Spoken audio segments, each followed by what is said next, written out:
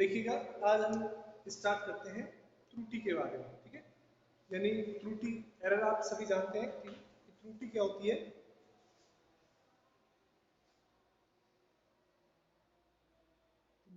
या error।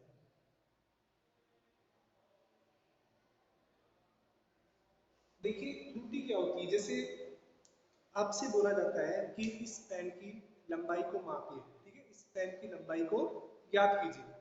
अब इसकी एक्चुअल लंबाई हम मान लेते हैं कि 10 सेंटीमीटर है। कितनी है? 10 सेंटीमीटर। और आपसे इसको मापने के लिए बोला जाता है और आप इसको मापते हैं कि 9.5 सेंटीमीटर। ठीक है, या फिर आपने इसको 9.8 सेंटीमीटर माप दिया, या फिर आपने इसको 10.1 सेंटीमीटर मेजर कर दिया, या 10.5 सेंटीमीटर मेजर कर दिया। एक्चुअल में इसकी लंबाई कितनी थी? 10 सेंटीमीटर। यानी इस पेन की जो एक्चुअल लंबाई वो थी 10 सेंटीमीटर थी, लेकिन आपने इसको जब मापा, ठीक है, तो किसी भी कारण हो सकते हैं। ठीक है, जो गलती है वो किसी भी कारण से हो सकती है। आप कोई भी एक ऐसी वैल्यू फाइंड करते हैं, पता करते हैं जिसकी वैल्यू 10 सेंटीमीटर नहीं है, यानी इस पेन की वास्तविक लंबाई और आपके द्वारा मापी गई लंबाई में कुछ अंतर है। वास्तविक लंबाई तो क्या है, इसकी एग्जैक्ट है। वास्तविक लंबाई और मापी गई लंबाई में जो अंतर है उसी को हम क्या बोलते हैं? त्रुटि बोलते हैं। ठीक है, तो त्रुटि का मतलब कि किसी भी भौतिक राशि को जब हम मापते हैं तो उसकी जो वास्तविक लंबाई और मापी गई लंबाई के अंदर जो अंतर होता है उसी को हम क्या बोलते हैं? त्रुटि बोलते हैं। ठीक है, तो देखिएगा, इसको करते हैं।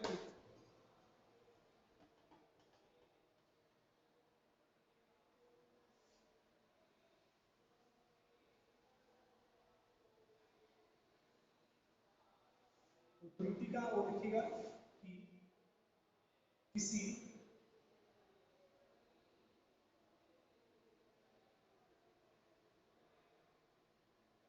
भौतिक राशि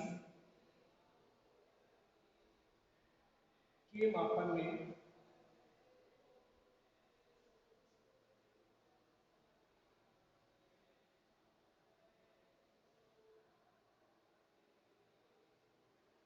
किसी भौतिक राशि के मापन में अनिश्चितता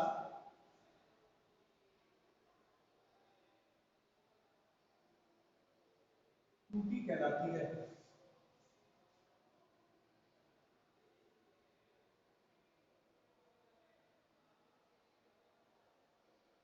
ठीक है, तो हम त्रुटि की रेफरेंस से बोल सकते हैं कि किसी भी भौतिक राशि को जब हम माप रहे हैं उसके मापन में जो अनिश्चितता आई है उसी को हम क्या बोलेंगे?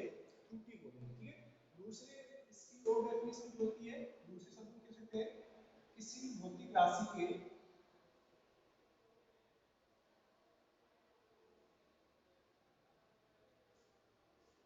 किसी भौतिक राशि के वास्तविक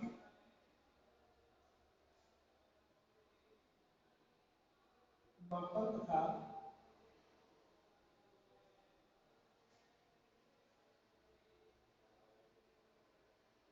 मापित मापन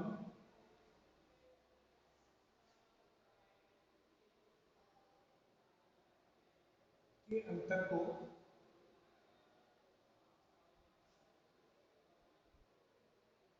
त्रुटि कहते हैं।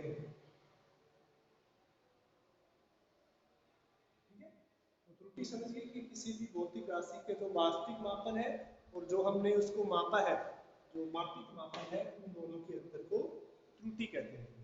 अब देखिए त्रुटि है वो जो वास्तविक मान है, ठीक है ना, जो मापित मान है, मापित मान वास्तविक मान में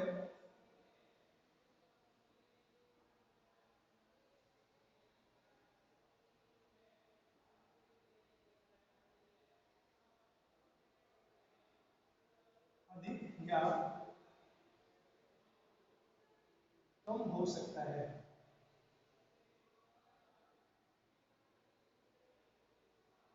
इसका मतलब क्या है कि आप जैसे इसकी लंबाई को माप रहे हैं, ठीक है ना, तो ये लंबाई 10 सेंटीमीटर से ज़्यादा भी हो सकती है, आप 10.5 या 10.2 भी माप सकते हैं, और ये इससे कम भी हो सकती है, जैसे कि 9.8 हो गया, 9.7 हो गया। तो जो मापित मान होता है वो वास्तविक मान, उससे क्या हो सकता है, अधिक भी हो सकता है और उससे कम भी हो सकता है, ठीक है ना।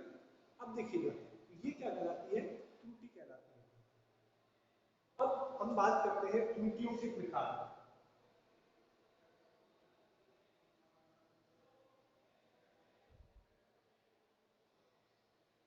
त्रुटियों के प्रकार, तो त्रुटियां कौन कौन सी होती है उनके बारे में बात करेंगे।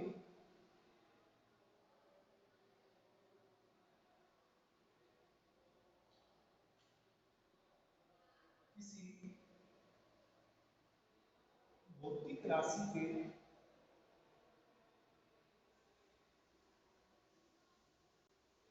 मापन में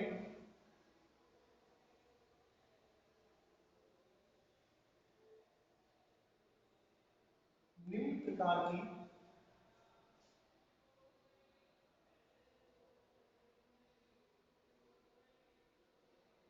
त्रुटियां हो सकती हैं।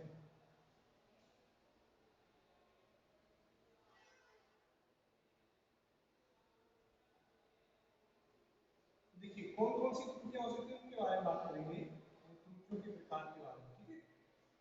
तो ये सेकंड टॉपिक है आपका त्रुटियों के प्रकार, ये त्रुटि है, ये आपका फर्स्ट टॉपिक है। एक बार इसका स्क्रीनशॉट लीजिए, फिर हम इसके बात करेंगे।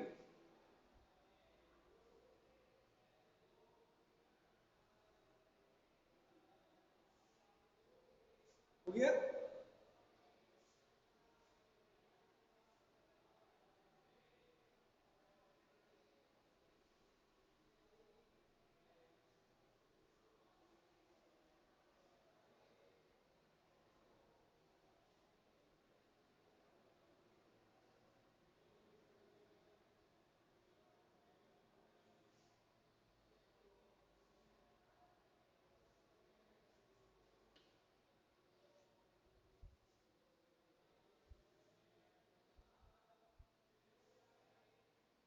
तो कौन कौन सी त्रुटियों के प्रकार है उनके बारे में हम बात करते हैं, तो देखिएगा।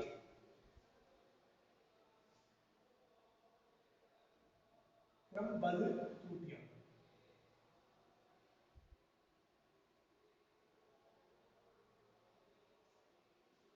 तो क्रमबद्ध त्रुटियां कौन सी होती है उसके बारे में हम बात करते हैं। फर्स्ट,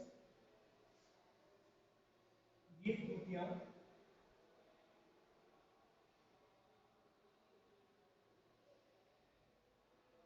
निम्न प्रकार की होती है।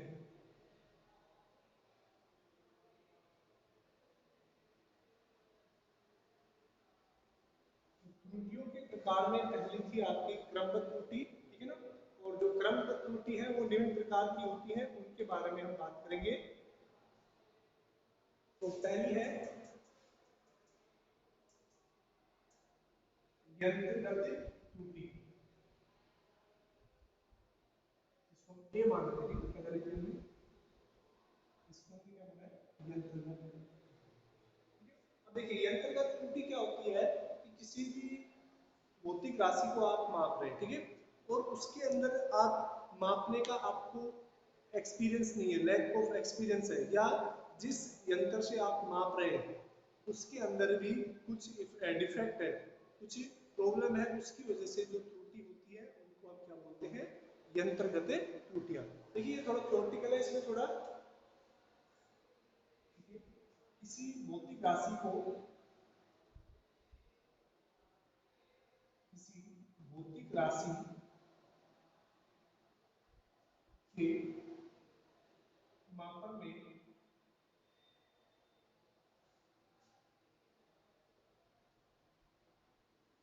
किसी भी भौतिक राशि के मापन में अपूर्ण अंकन या त्रुटिपूर्ण अभिकल्पना द्वारा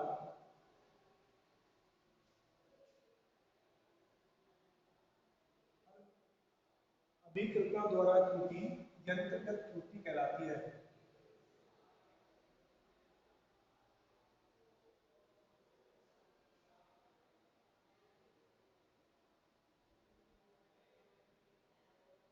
ठीक है, यानी किसी भी भौतिक राशि को हम माप रहे हैं, ठीक है ना, तो या तो आपका अपूर्ण अंकन हो, यानी उसका जो आप रीडिंग ले रहे हैं, ठीक है ना, जो मेजरमेंट ले रहे हैं वो आपने पूर्ण प्रॉपर तरीके से नहीं लिखा, या फिर जो आपके द्वारा अभिकल्पित मान है, ठीक है ना, अभिकल्पित मान है वो आपका सही नहीं है, वो त्रुटिपूर्ण है, तो इस तरह का जो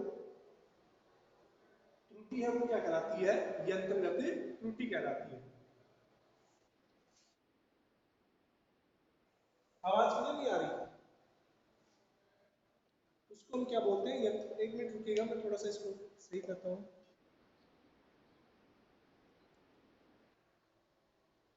तो देखिएगा, हम बात कर रहे थे यंत्रगत त्रुटि की, ठीक है ना, तो यंत्रगत त्रुटि क्या होती है कि किसी भी भौतिक राशि के जो मापन में अपूर्ण अंकन है, ठीक है, यानी आपने जो मापा है उसका जो अंकन किया है आपने वो अपूर्ण किया है, इसके अलावा जो त्रुटिपूर्ण अभिकल्पना है उसके द्वारा जो त्रुटि जनरेट होती है उसको हम क्या बोलते हैं, यंत्रगत त्रुटि कहते हैं, ठीक है। अब सेकंड देखिएगा, बी, प्रायोगिक या तकनीकी त्रुटि।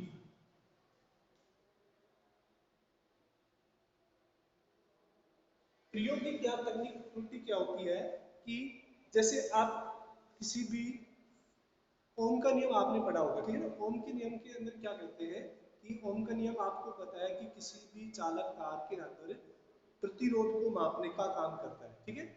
तो ओम के नियम को पढ़ने से पहले आप ओम के नियम का स्टेटमेंट आपने पढ़ा होगा कि ओम का नियम क्या कहता है कि किसी भी चालक की अगर भौतिक अवस्थाएं अपरिवर्तित रहे, भौतिक अवस्थाओं का मतलब क्या होगा यहाँ पर, उस चालक का क्षेत्रफल, उस चालक का तापमान, उस चालक की लंबाई ये अपरिवर्तित रहे, तो उसके सिरों पर उत्पन्न विभवांतर उस चालक में प्रवाहित होने वाली धारा के समानुपाती होता है। तो देखिएगा यहाँ पर जो ये भौतिक परिवर्तन है इनको क्यों यूज किया गया कि उनको अपरिवर्तित रखा गया, जैसे कि लंबाई हो गई, ताप हो गया, आर्द्रता हो गई। इससे क्या होता है कि जो ओम का नियम है वो, अगर आप किसी भी वायर का तापमान बढ़ा देंगे तो वहां पर ओम का नियम है वो अप्लाई नहीं होता है, ठीक है। तो भौतिक अवस्थाएं स्थिर होनी चाहिए। दूसरा आपने देखा होगा कि जैसे भी जो सुनार वगैरह होते हैं उनकी दुकान पे आप जाते हैं, ठीक है ना, तो उनकी जो तराजू होती है, उनकी जो तराजू होती है आपने देखा होगा कि वो एक कांच के बॉक्स के अंदर होती है, ठीक है ना, कहाँ पे होती है वो, एक कांच के बॉक्स के अंदर होती है। अब वो कांच के बॉक्स के अंदर क्यों रखते हैं, ठीक है, क्योंकि आप गोल्ड वगैरह परचेज करने जाते हैं तो एक तोला यानी 10 ग्राम का होता है, 10 ग्राम दो तो 20 ग्राम आप परचेज करते हैं जैसे, या 5 ग्राम 2 ग्राम।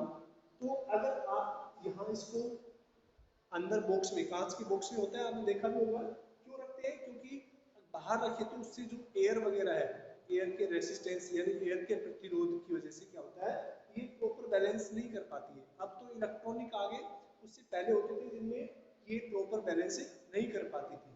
अब इसीलिए क्या करते थे इसको एक ऐसे कांच के डब्बे में रखा जाता था जिससे वो हवा वगैरह से हिले नहीं, ठीक है। क्योंकि जो गोल्ड है वो बहुत कम अमाउंट में लिया जाता है और उसका अगर 1 ग्राम भी आप फालतू या कम हो गया तो उस पर बहुत ज़्यादा इफेक्ट पड़ता है। आप चीनी वगैरह खरीदने जाते हैं तो एक दो 10 ग्राम से तो कोई इफेक्ट नहीं पड़ता है, ठीक है, लेकिन जितनी कॉस्टली होगी उसको मेजर करने के लिए उतनी ही ज़्यादा एक्यूरेसी की जरूरत पड़ती है, ठीक है।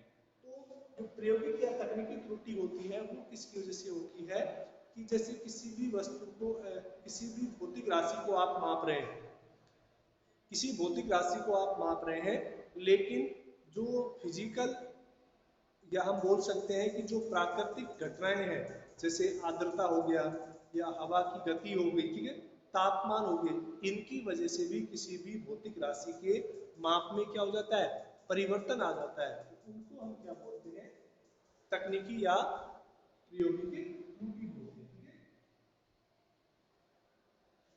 देखिएगा,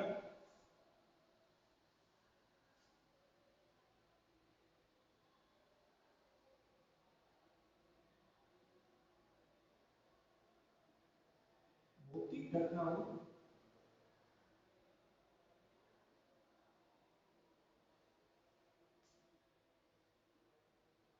जैसे ताप,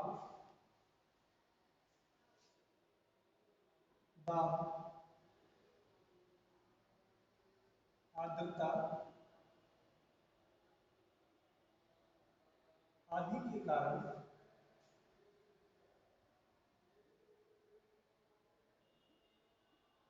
किसी भौतिक राशि के मापन में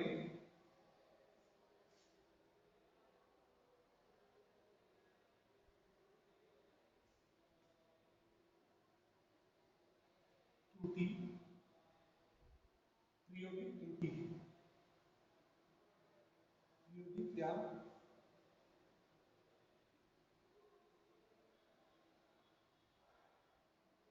तकनीकी त्रुटि कहलाती है।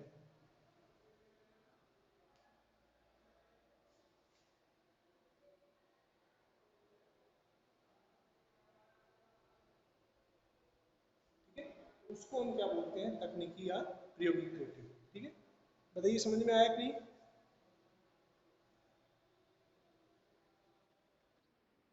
ठीक है, अब देखिए नेक्स्ट हम बात करते हैं, इसका स्क्रीनशॉट ले लीजिए, फिर हम इसको इरेज कर रहे हैं।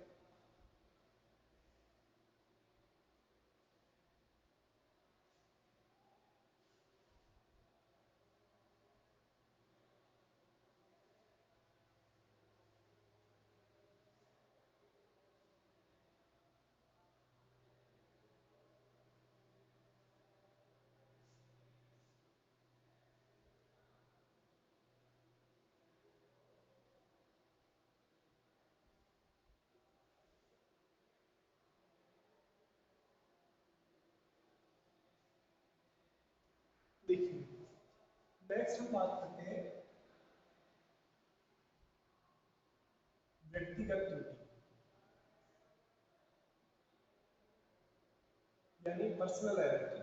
व्यक्तिगत त्रुटि क्या होती है कि जैसे किसी भी वस्तु को मापने के लिए बोल दिया जाता है, ठीक है, और जो मापन करने वाले व्यक्ति है उसको उस वस्तु या उस भौतिक राशि के मापन का एक्सपीरियंस हम बोल सकते हैं कि अनुभव नहीं है, तो उसके इस प्रोसेस के दौरान क्या हो सकता है, उसके द्वारा उस भौतिक राशि के मापन में त्रुटि हो सकती है। तो किसी भी व्यक्ति के द्वारा जब भौतिक राशि को मापा जाता है तो उसमें उत्पन्न जो त्रुटि है वो क्या कहलाती है, वो व्यक्तिगत त्रुटि कहलाती है। ठीक है, तो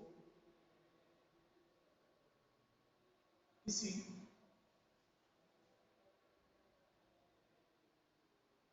व्यक्ति द्वारा जब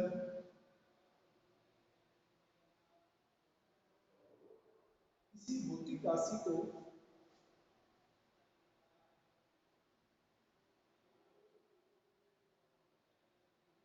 राशि को मापा जाता है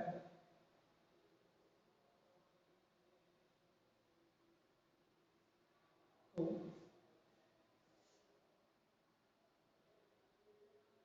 व्यक्ति के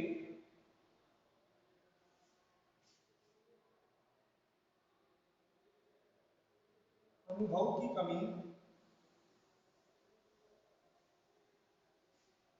या पाठ्यांक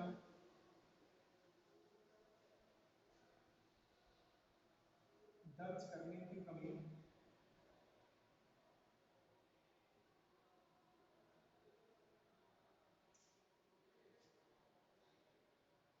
गलती या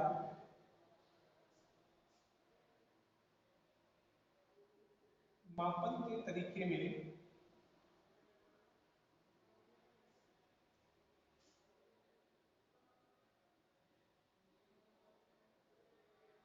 मापन के तरीके में गलती से उत्पन्न होने वाली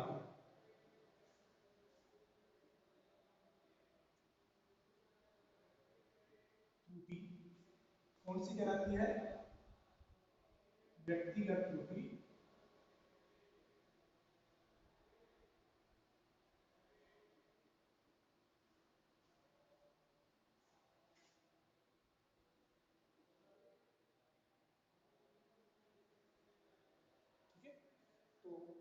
व्यक्तिगत त्रुटि क्या होती है कि भौतिक राशि को जब मापा जाता है तो उसके अनुभव की कमी या पाठ्यांक में दर्ज करने की कमी, यानी आपने जो रीडिंग आई उसको गलत दर्ज कर दिया या मापन के तरीके में, ठीक है, गलती होती है, उससे जो त्रुटि उत्पन्न होती है उसको हम क्या बोलते हैं, व्यक्तिगत त्रुटि।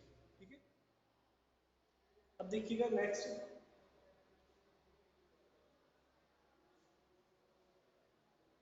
इसको हो गया होगा।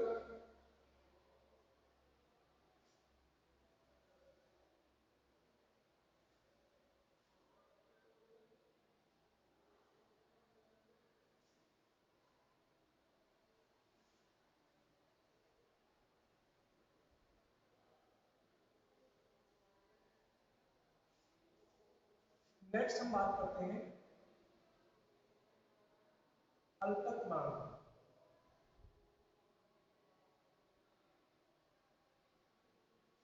देखिएगा अल्पतमांक क्या होता है, ठीक है, यानी किसी भी भौतिक राशि को जब हम मापते हैं तो जिस यंत्र से या किसी भी भौतिक राशि को मापने के लिए हम जिस यंत्र का उपयोग करते हैं वो यंत्र कितने वैल्यू यानी कितने कम से कम एरर को भी अगर माप सकता है तो उसको हम उसका क्या कहते हैं, अल्पतमांक कहते हैं। ठीक है, जैसे देखिएगा आप सिंपल अगर हम बात करें कि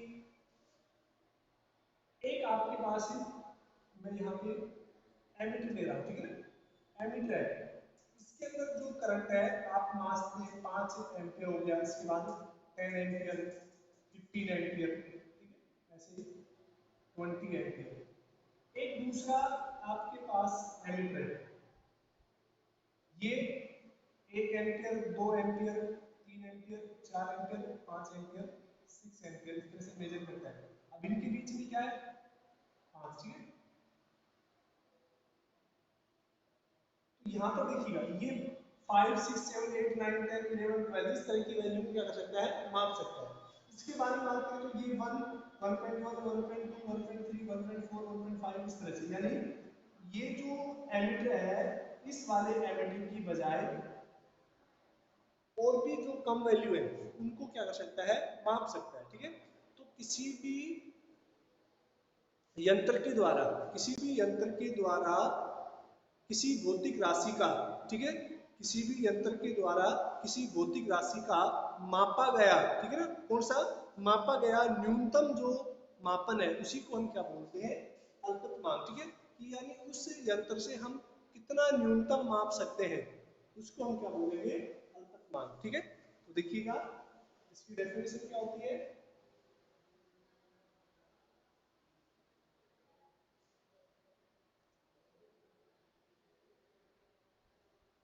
किसी यंत्र द्वारा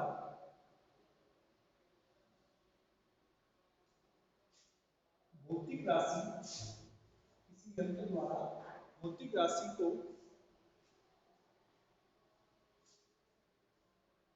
मापने में प्रयुक्त न्यूनतम, किसी यंत्र द्वारा भौतिक राशि को मापने में प्रयुक्त न्यूनतम मान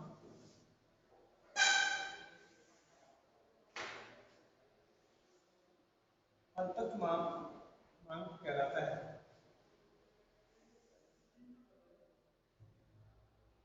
ठीक है, तो जो अल्पतमांक क्या होता है कि किसी भी भौतिक राशि को जब हम मापते हैं तो उसको कितना मिनिमम से मिनिमम माप सकते हैं उसी को हम क्या बोलते हैं, उसका अल्पतमांक कहलाता है। ठीक है, समझिए होगी कि जैसे एक एक आपके पास स्केल है वो आप केवल 1 सेंटीमीटर तक माप सकता है, एक स्केल आपके पास दूसरा है वो 0.1 सेंटीमीटर तक माप सकता है, और एक तीसरा स्केल है आपके पास वो 0.01 सेंटीमीटर तक माप सकता है। तो यानी किसका अल्पतमांक सबसे कम हुआ, इस वाले स्केल का या इस वाले जो पैमाना है उसका अल्पतमांक सबसे कम हुआ, क्योंकि ये इन दोनों की बजाय और भी कम वैल्यू को क्या कर सकता है, माप सकता है। इसलिए हम बोल सकते हैं कि जो थर्ड वाला है उसका अल्पतमांक क्या होगा, न्यूनतम होगा। ठीक है, तो इस तरह से हम अल्पतमांक को डिफाइन कर सकते हैं कि किसी भी भौतिक राशि को मापने के लिए जो न्यूनतम माप सकता है, उसको हम क्या बोलते हैं, उसका अल्पत्व बोलते हैं। आया समझ में?